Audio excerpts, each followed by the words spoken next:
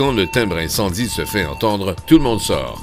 Ainsi, les services de la sécurité des incendies de Longueuil ont procédé à une évacuation des édifices du métro et du campus de l'Université de Sherbrooke lundi dernier. Tous et toutes ont dû se rendre sur le parvis de la place Charlemagne. La consigne était claire, libérer les lieux pour que les pompiers puissent intervenir le cas échéant. Les commerces se sont vidés d'abord. Rien n'était prévu cependant pour l'évacuation des personnes à mobilité réduite, du moins dans cet exercice. Les groupes étaient bien définis. On les voit bien, à droite, les évacués du métro, à gauche, ceux sortant de l'édifice du campus de l'Université de Sherbrooke.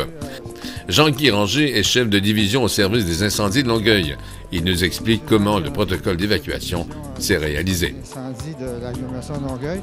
L'opération d'aujourd'hui à la place du métro Charlemagne est assez complexe. Apparemment, ça comprend à la fois le centre place Charlemagne et aussi l'Université de Sherbrooke.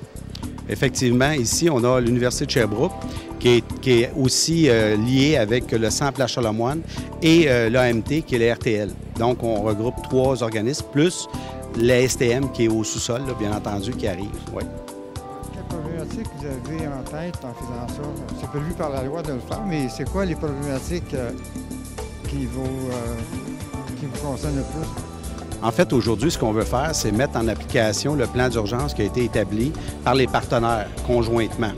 Donc, sur papier, on a fait des exercices, on a planifié. Maintenant, aujourd'hui, c'est de faire un exercice qui va vérifier le lien de communication entre les partenaires et l'organisation des secours. C'est de valider si tout fonctionne tel qu'on l'a prévu. L'opération en tant que telle, ça consiste à quoi?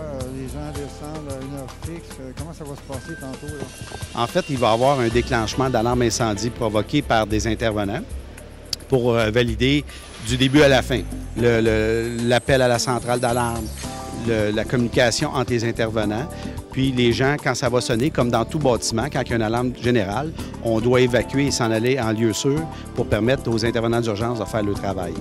Les lieux sûrs sont où? Toujours à l'extérieur. Ici, l'Université de Sherbrooke et les intervenants ont prévu un point de rassemblement qui est dans le parterre en avant. Il est identifié avec une flèche verte, comme on voit avec du blanc. Donc, la plupart du temps, quand vous faites attention à l'entour des bâtiments, vous allez pouvoir remarquer ce genre de panneaux qui affichent les points de rassemblement.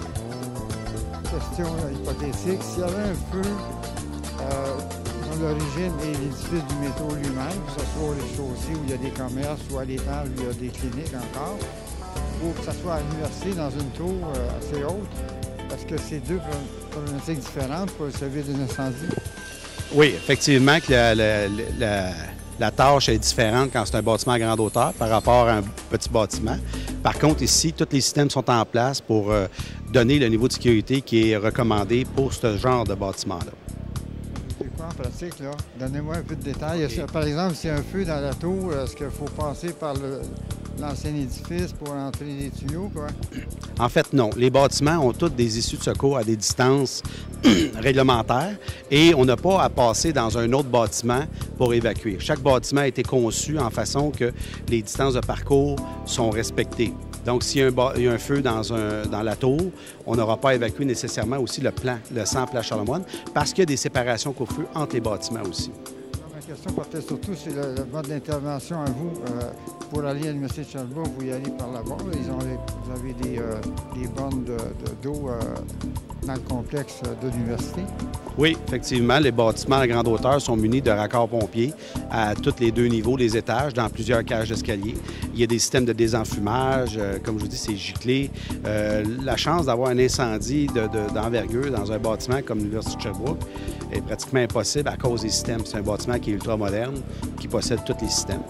Dans la vieille partie qui aurait plus de problèmes? Bien, la vieille partie a été conçue dans les années 60, mais par contre, il y a un système d'alarme incendie qui a été mis flambant neuf, qui est relié avec celui de l'Université de Sherbrooke. Vous allez faire un suivi, un post-mortem de ça, un premier aujourd'hui, puis un autre plus tard? Oui, bien, l'exercice, c'est pour mesurer notre état de préparation. Suite à l'exercice, ce qu'on va faire ici, tout de suite, à chaud, on va faire un petit débrief, un post-mortem pour voir comment ça a été sommairement. Mais chacune des organisations, par la suite, va devoir faire un bilan plus exhaustif et une rencontre de prévue pour échanger peut-être sur les améliorations apportées au plan par la suite. Quoi qu'il en soit, il faut attendre, il faut faire le pied de grue avant de recevoir la consigne de reprendre son poste. C'était un reportage de Maurice Giroux et de Jacques Marchand pour Médiasud.